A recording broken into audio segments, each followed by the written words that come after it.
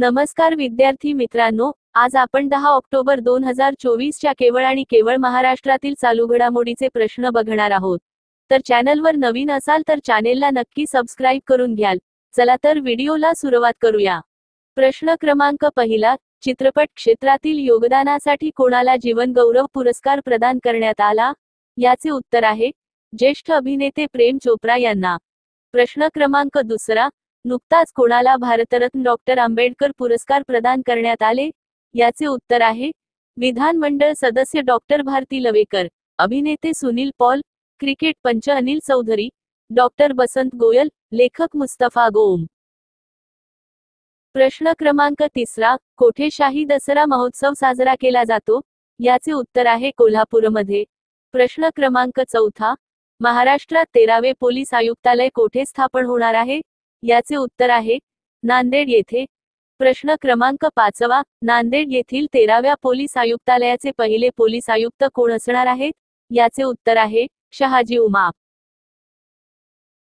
प्रश्न क्रमांक सहावा, कौशल्य विकास केंद्र उभारण्यासाठी CII अर्थात भारतीय उद्योग महासंघ आणि NSDC अर्थात राष्ट्रीय कौशल्य विकास महामंडळ यांनी कोणासोबत सामंजस्य करार केला आहे? याचे उत्तर आहे बृहन्मुंबई महानगरपालिकेसोबत.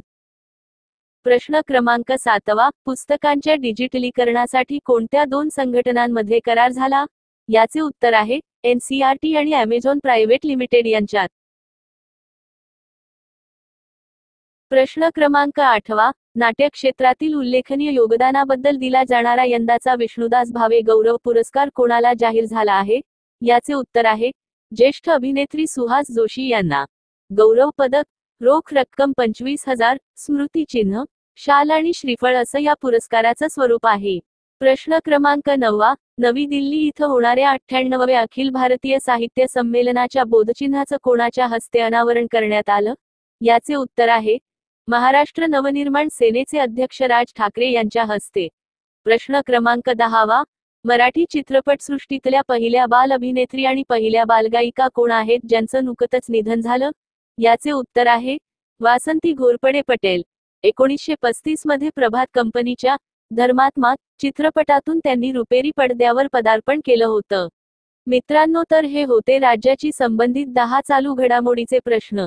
जाता जाता व्हिडिओला नक्की लाईक करून जाल, कारण व्हिडिओ बनवायला खूप मेहनत लागते.